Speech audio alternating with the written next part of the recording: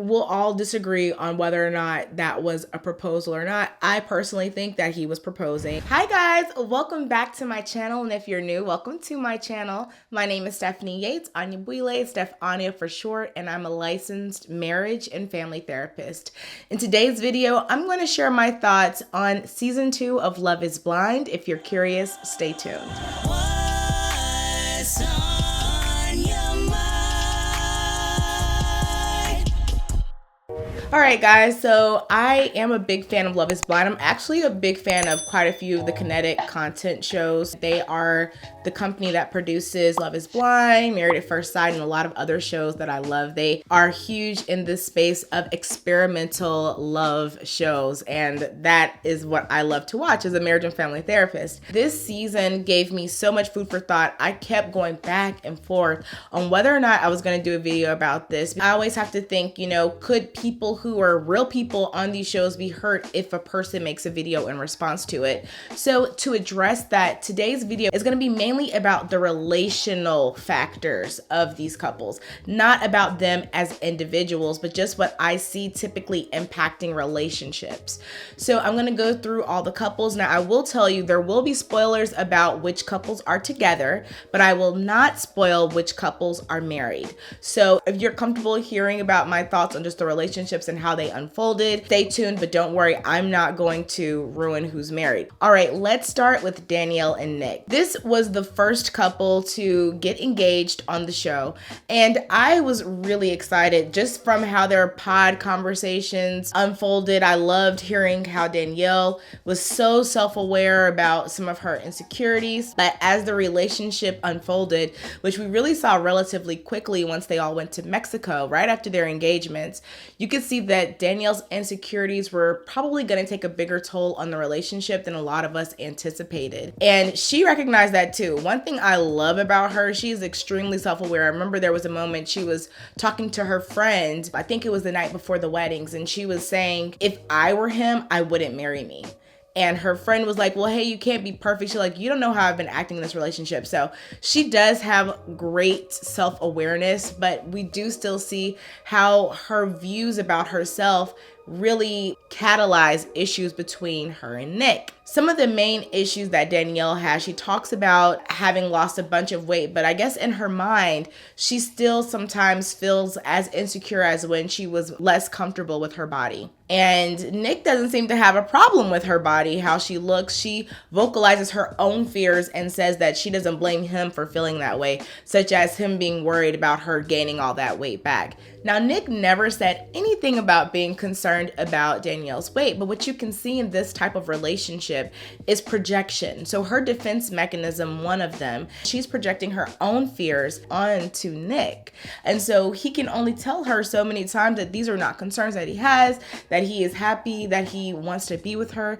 But until she believes that herself, right? Until her self-love and her acceptance is higher, she will never be able to accept that from Nick, because it's going to feel like BS, because the logical mind is going to say, well, if I have those concerns, how could you not? And so this is where I see all the time with couples, insecurities really sabotaging relationships because the person is projecting their own feelings about themselves onto their partner. Now let's talk about Shaina and I always want to call him Mark because he reminds me of the Mark of first season. Kyle. Shaina and Kyle. There are really two major concepts that I see playing out with these two. First is recognizing your deal breakers. Sometimes we get so comfortable with the person or so excited about a future with the person that we don't accurately reflect on what we can and cannot compromise on in a relationship. For them, it was religion. And for a lot of us, religion can be more flexible, more fluid. You know, if you were raised Jewish, but you have a partner who is maybe agnostic, you might say, okay, not a big deal for us. You know, we'll just figure out what we're going to do when we have kids. Some people don't even want to have kids, so that's not even a factor. You both just do your own thing and come back to each other. But in the case like the one with Shaina, where she's saying that for her, her Christianity was a core element of her identity. So when she thought about her future, I think it's really interesting that in the pods, that conversation came up so late in their conversations. Now, of course, with editing, you never really fully know how things actually played out, what conversations actually happened before other conversations, but just based on how it was presented to us, the audience. I'm actually surprised if that was so important to her, why it didn't come up sooner in the conversations. But regardless, once it did, I thought that Shayna originally was doing a good job communicating that was a very serious deal breaker for her. And for Kyle, being atheist and having a family who's been very religious, he's thinking of it as he can just interact with her as he does with his family. He said his mom was very, very religious. I think he said she was Catholic, and him being an atheist, he's like, well, hey, I still love my mom, not a big deal. Because for him, being an atheist doesn't seem to be a core element of his identity. But for Shayna, this was a huge deal. So once she realized that they were not on the same page about religion and they were both really going to be unmoving in terms of their opinions and what they want to do, that was the moment where she should have pretty much just ended things with Kyle altogether. For her to accept his proposal, I know it's uncomfortable to think about someone literally offering you their mother's engagement ring and to say no to that. But the second thing I really want to emphasize here is that when we do not communicate our feelings, we are not doing our partners any favors. I encountered this in couples counseling all the time, even with my individual clients. If they're in a relationship, often we get to this point where they're telling me that they are recognizing some very important things in their relationship that are going awry, things that are affecting their view on their future, things that are affecting their attraction to their partner, things that are affecting their security or trust with their partner. And they just don't vocalize them. They come to the conclusion that sometimes bringing up certain topics is going to lead to an argument or ruin a good moment. I hear that a lot. They don't want to ruin a good moment. But what ends up happening is we just bring those things up when we're already mad. So something will come up where, let's say, an incident that could happen with Shayna and Kyle is they have kids and it's time to get one of the kids christened. And Kyle's like, I don't want my kid to get christened. I want them to be able to choose whatever they're going to do. Maybe he said he'd be open to it originally, but now the baby's in his hands and he's like, I don't want to do that. Then the argument comes out years later that you said that you were going to be supportive of me raising our kids in this denomination, XYZ, and you don't help anybody by keeping those things to yourself in the beginning. So learning how to communicate, especially when the topic could lead to an argument, is so important.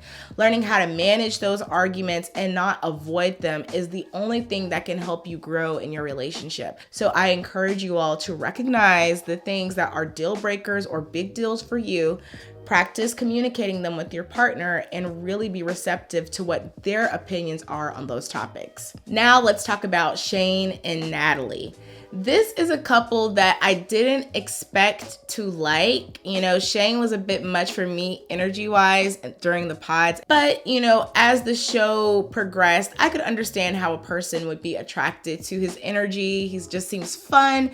And, he seems like if you are the kind of more reserved person such as Natalie, I could see why she would be attracted to someone who might take her out of her shell a bit. Now, the problem with Shayne and Natalie, the main issue is that they have two different love languages. I have a video all about love languages, actually the last video I did on this channel. And Shayne is very clearly a words of affirmation kind of person. He actually communicated that very well in the pods.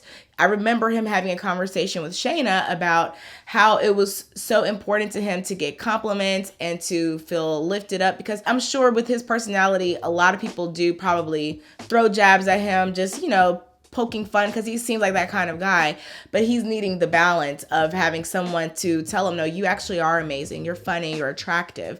And a lot of times I see that being negatively construed as a person just fishing for compliments. And yeah, a person might be fishing for compliments because this might be the way that they feel the most loved, is to get that validation or affirmation from the people that matter to them the most. And Shayne made this pretty clear. As a matter of fact, he was honest in saying that the thing that attracted him the most to Natalie was that from day one, you know, she was pretty much telling him that he was her number one person. Now, you know, do I think that's a solid foundation for a relationship? Probably not, but it was definitely eye-opening, the fact that that is enough for him to propose. The fact that someone said, hey, out of all of the people here, you're my number one. He needed that validation. He needed to feel important. And I feel that Natalie and Shaina both were able to give him that in the pods experience. But for some reason, once they left the pods and were engaged and were in person, Natalie started picking on him more. She started criticizing him more.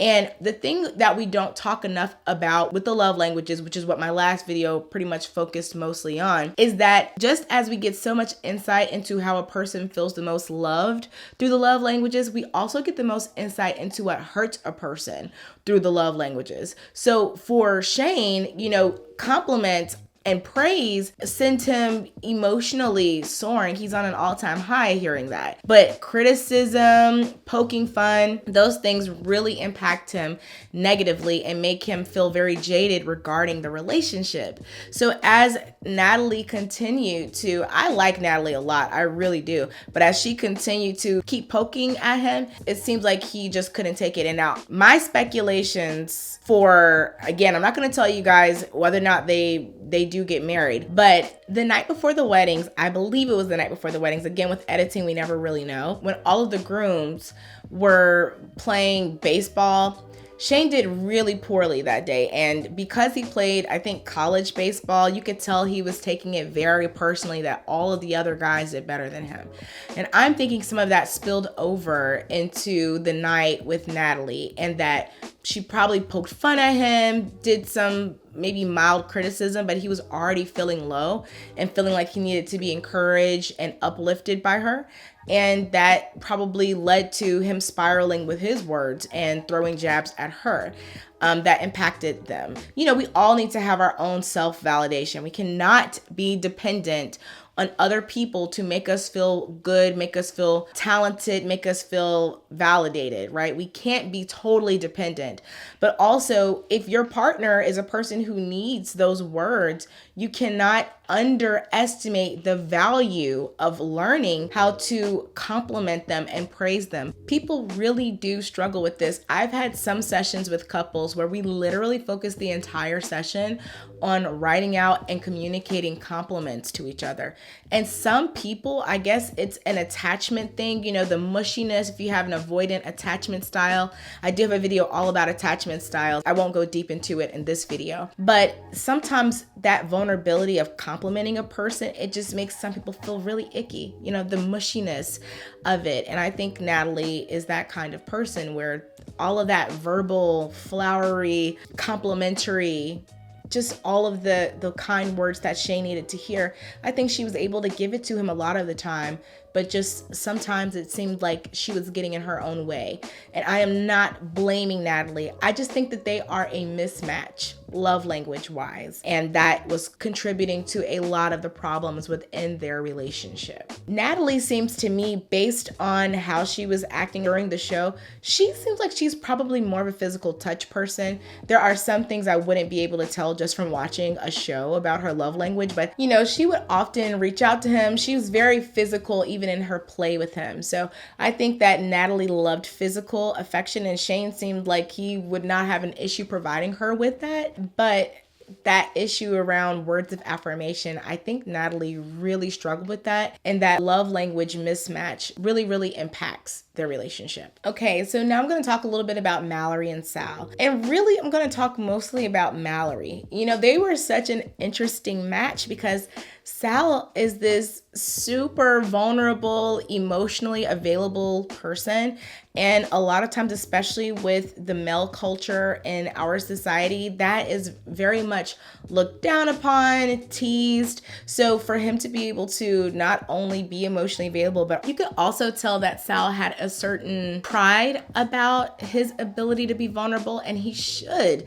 I think that that is amazing. As a therapist, I'm always targeting more and more vulnerability, because without vulnerability, we really cannot develop emotional intimacy. I do have a whole video about emotional intimacy. I'm not going to go too deeply into that in this video, but I do think that Mallory, you know, she admitted she's a lot more guarded, and I could tell that even during the pods, that the area of being open with her feelings was just not something that she was familiar with or comfortable with. That's why when Jarrette proposed to her, I was kind of thrown off by it. But you know, Jarrette, I guess he didn't really have insight into her conversations with Sal, but I thought their conversations were so surface level, you know, and again, just based on what we saw, but they were talking about sports, and they were talking about property and assets, and you know, just not, to me, not that emotional soul healing conversation that he was having with Iyanna and that she was having with Sal. And, you know, I thought if she can be with Sal, I think this would really be good for her to open herself up to actual intimacy and true, genuine, authentic connection. And so you can see her self-sabotaging mechanisms coming into play, like especially when she first met Sal and she was like, she's not attracted to him. Then later on, she's like, of course I'm attracted to him, because Sal is kind of like a conventionally attractive guy. And I'm not saying that he's everyone's type, just saying that later on, she did say that, of course, she finds him attractive. I'm not sure if she was just being nice then, you never know. But I think more than likely, she was just very uncomfortable with, oh my gosh, like I've emotionally opened up, but emotional and physical at the same time. I have a lot of clients where they can develop a connection with someone, but there has to be some element of distance. So the person might be in a whole different country, but they have an emotional connection. Or the person might be here, but they have this physical connection and they never share their secrets, different things like that. So I have certain clients that need a certain distance. You know, they want a certain closeness, but they also need distance to protect themselves. And I think the culmination of physical and emotional was probably a bit overwhelming for Mallory. You could see even meeting her sister that they are a very like straightforward kind of family, probably didn't talk a ton about emotions growing up, but I can't know that for sure. She never really got into her background. That's just all speculation, but I just didn't see her being that comfortable with emotions. When my clients do this, it's a defense mechanism, right? They don't want to open themselves up too much because they might get hurt. And this is what I saw playing out with Mal, and she started opening up over the course of the season in such a beautiful way. I will say with Mal, one thing I was super duper proud about with her was when she rejected Jarrette's proposal or asked about the proposal. There's some controversy about whether or not he actually proposed or if he was just asking if he could propose. I don't know. I mean, I feel like getting all the tacos and stuff there, I think a proposal was on the way, but we'll all disagree on whether or not that was a proposal or not. I personally think that he was proposing, and maybe just in a cowardly way, but we won't go too much into that. I just think that when it comes to Mal actually telling him no, I really thought she handled that beautifully. If you parallel that with Shaina, for example, who told Kyle that she would accept his proposal and then turns around and tells Shayne she has strong feelings for him right after that, I felt that that was very poorly handled. And you compare her with Mallory, who did have feelings for both, but recognized she had the stronger emotional bond with Sal and communicated that to Jarrette. You know, she didn't just accept his proposal because he proposed first, you know, or asked about a proposal. However, we're gonna talk about that. I think it was a proposal, but let me know in the comments if you think he was proposing or not. So those are my thoughts about Mallory and Sal, is that I just think that Mallory was guarded for so much of the relationship that it definitely did impact their ability to fully develop as a couple. Now we'll talk about Jarrette and Iyanna. You guys, I don't even have any notes on them because I just don't even know. I loved them in the pods. I mean, I thought Iyanna, she was so forthcoming and open about her past traumas. And, she wasn't hiding any aspects of herself. It seems like she was sharing so much. You could tell it was important to her that whoever she ended up with was not surprised by her history. And I admired that. And I thought because of that, she brought out a different level of vulnerability within Jarrette. I would compare their conversations to the conversations he was having with Mallory. And I think he was very excited about the future he could have with Mallory because, she already owned property. She was more established, further along in life. But I feel like Iyanna, in some ways, she had more emotional maturity. Now, we could debate that because I think as things played out, I'm not really sure because I think Mallory's emotional maturity arc really showed itself over the course of the show. But I really think Iyanna really came ready to create and develop a very genuine connection. And so I absolutely loved watching them unfold. So I was shocked when Jarrette proposed to Mallory. The whole time I was thinking, no, this is not the one. Now, again, I always have to mention, it could be edited in a way where I'm supposed to feel like that, right? And maybe there were conversations he had with Mallory that I never saw that would have made me feel differently. They do have to have a narrative that the audience can follow on these shows, and I recognize that. But based on what I saw, to me, it just seemed like the obvious choice was Iyanna because they had this very intense emotional connection. They'd opened up to each other, and just to see her, Iyanna can tell she's such an empath. She cries when other people cry. When Jarrette was sharing with her about his accident, she was crying. He didn't even know that. She was just crying on the other end, and I loved to see the way that they were able to communicate with each other about their feelings and their past, what brought them here, what led them to starting out on such a crazy experiment. But after Jarrette proposed to Mallory, my view on the relationship really started to plummet. And, I've heard a lot of arguments of like, they're in a very impossible situation. And he, had multiple connections. And I just felt like, he felt that he had the stronger connection with Mallory. And it made me question his values, why he was there, because of what I saw with their conversations. It seemed like he felt like they would be able to be like a power couple together, which, is fine for people. But for me, I always value that emotional connection, somebody that can help build you when things don't go well with your business or be in the trenches with you to help build things. I think that emotional connection is so much more important. And I think, Iyanna was very much impacted by his proposal as well. And I love that he communicated with her about it because she didn't know until he told her. So I thought that was very good that, he didn't keep it from her. If it would have been somebody else, we might have seen that she didn't find out until after they left the pods and they were all, on the island together, or heard it from another one of the girls. I was really happy that it didn't play out that way. So with Jarrette and Iyanna, I always loved them. I loved their connection. But, now I'm just wondering how much of his old self he'll be able to address and work through to be a good husband for her, because she comes with a history and she needs to be properly loved. So my biggest hope is just that she doesn't experience more trauma through this process. Lastly, we have Shayne and Deepti. I don't have a ton to say about Shayne and Deepti. I think Shayne made it pretty clear from the very beginning that he was very much into looks and was relatively superficial, asking the question about if he'd be able to carry her on his shoulders at a festival. That pretty much told me everything I needed to know about him. And, I just don't think a person can have a complete personality shift and value shift in 10 days.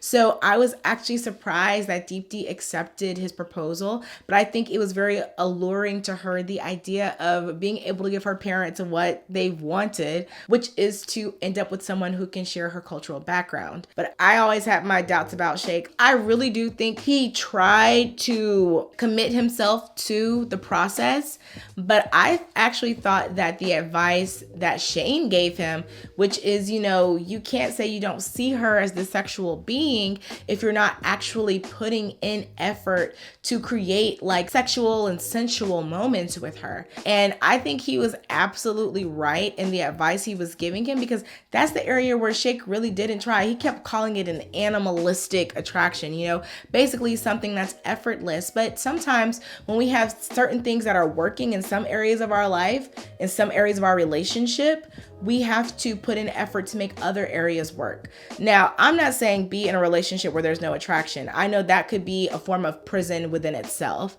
I'm just saying that I think that Shake could have tried a little bit harder, at least during however long they were engaged, 4 weeks, 6 weeks. I don't know how long they were engaged, 2 weeks, whatever it looked like. I think that he could have put more investment into trying to curate a sexual attraction towards her during that time.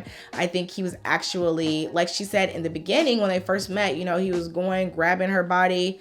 She liked that. But after that, he wasn't continuing to do those things.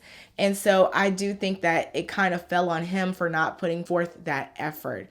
Now, as far as Deepti goes, all I can say is I think she is one of the most secure and confident women that was on this season. I truly believe that she was patient with Shake. She allowed him to do his process, but she also had her own boundaries. And ultimately, I was very proud of her. So those are my thoughts on season 2 of Love is Blind. I'd love to hear what your main takeaways were. Curious if you guys like this type of video. I ask that you comment below, you know, which couple was your favorite and least favorite and why.